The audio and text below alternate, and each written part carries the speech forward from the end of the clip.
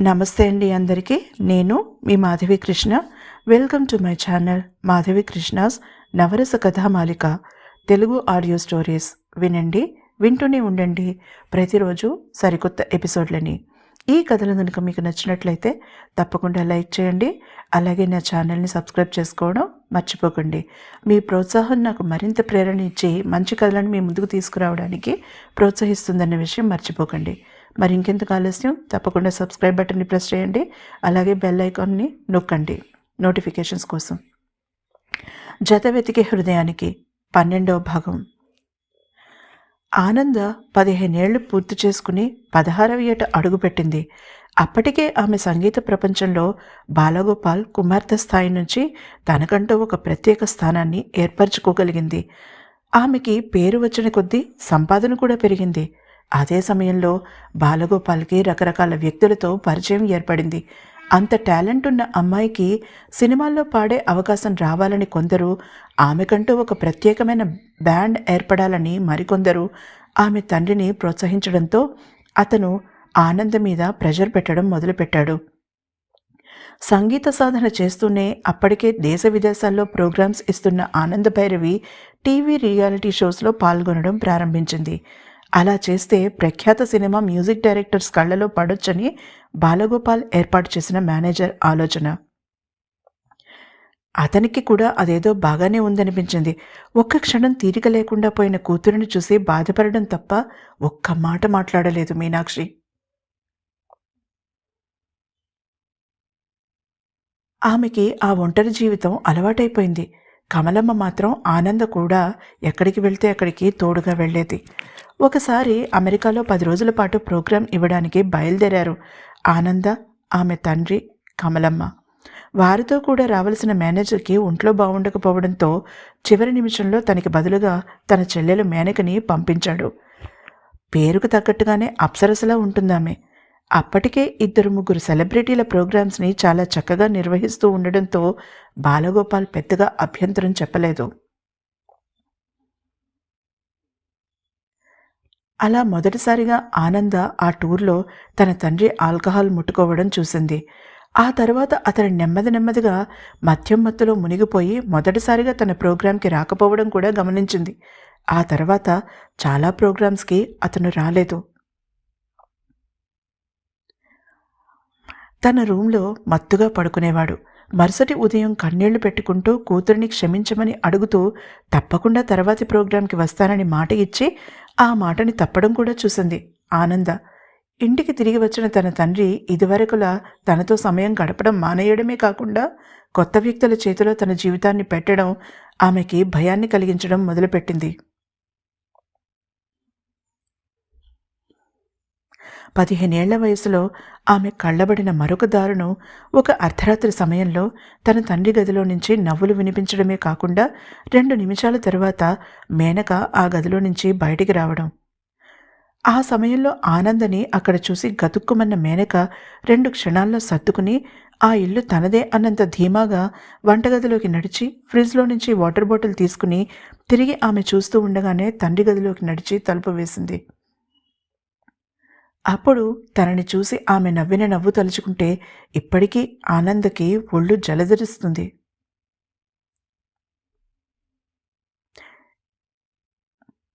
ఏం జరుగుతోందో అర్థం కాని ఆనంద మొదటిసారిగా తన తల్లి ఎక్కడ ఉందో వెతికింది. తన తండ్రి గదిలో ఆమె ఉండదని ఆమె ఆ వయసులోనే అర్థం చేసుకోగలిగింది. తన తల్లి గెస్ట్ రూమ్లో నేల మీద కూర్చుని మంచానికి ఆనుకుని మోకాళ్ళ మీద తలవాల్చుకుని ఏదో ఆలోచిస్తూ ఉండడం గమనించిన ఆనందకి అంతా అయోమయంగా అనిపించింది. తల్లి తనని ఎన్నడూ ఎందుకు దగ్గరికి తీసుకోదో చిన్నప్పటి నుంచి ఆమెకి అర్థం కాని విషయమే అయినా తండ్రి వెనుక నీడలా అనుసరిస్తూ అతను నోరు విప్పి అడిగేలోపుగా అన్నీ ఎదురుగా అమర్చిపెట్టడం ఊహ తెలిసినప్పటి నుంచి చూస్తూనే ఉంది. కానీ గత కొన్ని సంవత్సరాలుగా తన నీడ తనకి దూరమైపోతోందని బాలగోపాల్ గుర్తించలేదు. కానీ ఆనంద్ గుర్తించింది. తెలిసి తెలియని వయసులో తప్పు తల్లిది మాత్రమే అనుకునేది. కానీ కళ్ళబడుతున్న సంఘటనని బట్టి తప్పు ఎవరిదో తేల్చుకోలేకపోయింది ఆనంద. తన కూతురు 16వ పుట్టినరోజు బాలగోపాల్ మర్చిపోతే మేనక గుర్తు చేసి గ్రాండ్గా సెలబ్రేట్ చేసింది. పట్టులంగా ఓణి వేసుకున్న ఆనంద వైపు వింతగా చూసింది Menaka. Stage programs, live shows ఇస్తున్నావు, సిటీలో ఉంటున్నావు, ఎలా డ్రెస్ చేసుకోవాలో తెలియకపోతే ఎలా? విసుగ్గా అడిగింది. కళ్ళలో నీళ్లు గిర్రున తిరిగాయి ఆనందకి. చిన్నప్పటి నుంచి శాస్త్రీయ సంగీతం నేర్చుకోవడంతో పాటుగా తండ్రి ఆమెకి సాంప్రదాయ దుస్తులు కూడా అలవాటు చేశాడు. ఇంట్లో కూడా ఎప్పుడూ ఆనంద మోడర్న్ దుస్తులు వేసుకోలేదు. తండ్రికి ఇష్టం ఉండేది కాదు. అతనికి కోపం తెప్పించే పని ఆ ఇంట్లో చేయడానికి ఎవ్వరూ సాహసించరు. అలాంటిది ఇప్పుడు మేనక తన చేతిలో పెట్టిన ఆ నల్లని స్లీవ్లెస్ గౌను చూడగానే గుండె ఆగినంత పని అయింది ఆమెకి. అది వేసుకుంటే తండ్రి తనని చంపేస్తాడు. అదే విషయం చెప్పింది మేనకకి.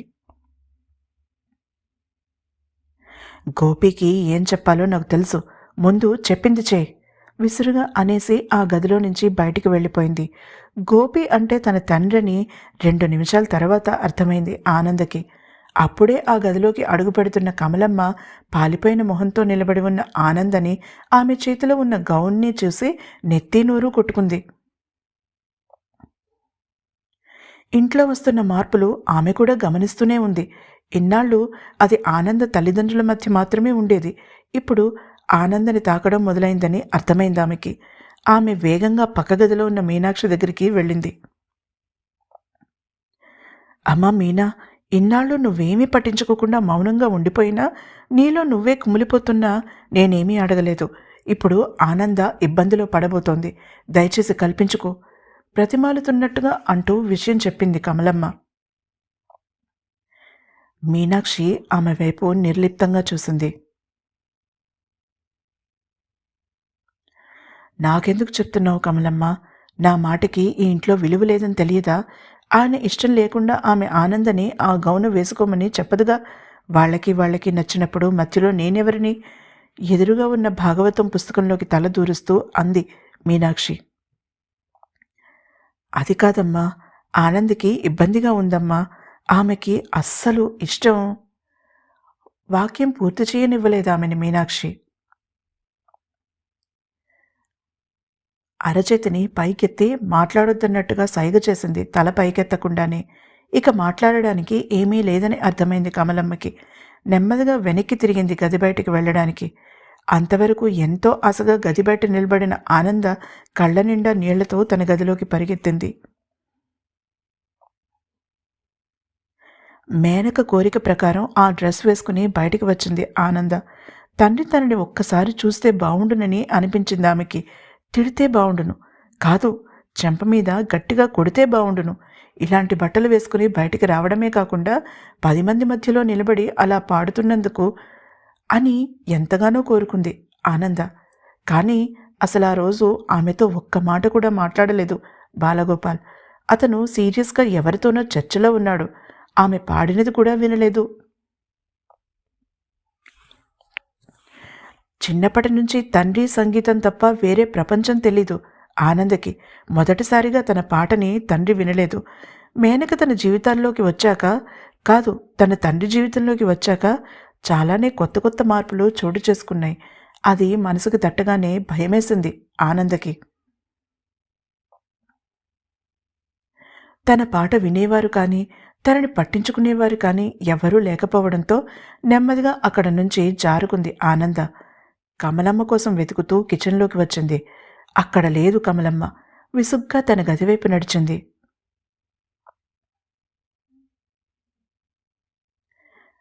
ఆమె గది 3వ అంతస్తులో ఒక మూలగా ఉంటుంది. ఆ ఇల్లు తీసుకున్నప్పుడు ఆనంద ముచ్చటపడి ఆ గదిని ఎంచుకుంది. సందడికి దూరంగా ప్రశాంతంగా ఉంటుందన్న ఉద్దేశంతో. పక్కనే కమలమ్మ గది, 2వ అంతస్తులో తల్లి గది, 1వ అంతస్తులో తండ్రి గది ఉంటాయి. మేనక గది తండ్రి గది ఎదురుగా ఉంటుంది. అది పేరుకు మాత్రమే అని తెలుసు ఆనందకి. ఆలోచిస్తూ నడుస్తున్న ఆనంద చీకట్లో ఒక ఆకారం నక్కి ఉండడం చూడలేదు. ఆమె తన గది దగ్గరికి రాగానే ఆ ఆకారం ఆమె నోరు గట్టిగా నొక్కి తన గదిలోకి ఈడ్చుకు వెళ్ళి తలుపు మూసేసరికి ఆమె కాళ్ళు చేతులు వణికిపోయాయి. పట్టు విడిపించుకోవడానికి కాళ్ళు చేతులు విదిలించడం మొదలుపెట్టింది. అయినా ఆ ఆకారం వెనక నుంచి గట్టిగా పట్టుకోవడంతో ఆనందకి కళ్ళలో నీళ్లు తిరిగాయి. దుఃఖం ముంచుకొచ్చింది. అసలు ఏం జరుగుతోందో, ఆ వ్యక్తికి ఏం కావాలో తెలియని వయసు. కానీ శక్తినంతా ఉపయోగించి తప్పించుకోకపోతే ప్రమాదమని మనసు హెచ్చరించడంతో బలమంతా కుడికాల్లోకి తెచ్చుకుని వెనక్కి తన్నింది. ఎక్కడ తగిలిందో చూడలేదు ఆనంద. చిన్నగా మూలుగు వినిపించడంతో పాటుగా పట్టు వదులవ్వడంతో మరింత బలం ఉపయోగించి తన్ని ఆ గదిలో నుంచి బయటపడి కమలమ్మ గదిలోకి పారిపోయి తలుపు గట్టిగా మూసి గడియ వేసేసింది. ఒక మూలకి వెళ్ళి చీకట్లో నక్కి కూర్చుని అప్పుడు ఏడ్చింది ఆనంద తన మోకాళ్లలో తల పెట్టుకుని.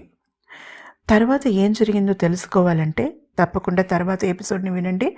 అలాగే ఈ ఎపిసోడ్ కనుక మీకు నచ్చినట్లయితే తప్పకుండా లైక్ చేయండి, అలాగే షేర్ చేసుకోండి. నా ఛానల్ని సబ్స్క్రైబ్ చేసుకోవడం మర్చిపోకండి.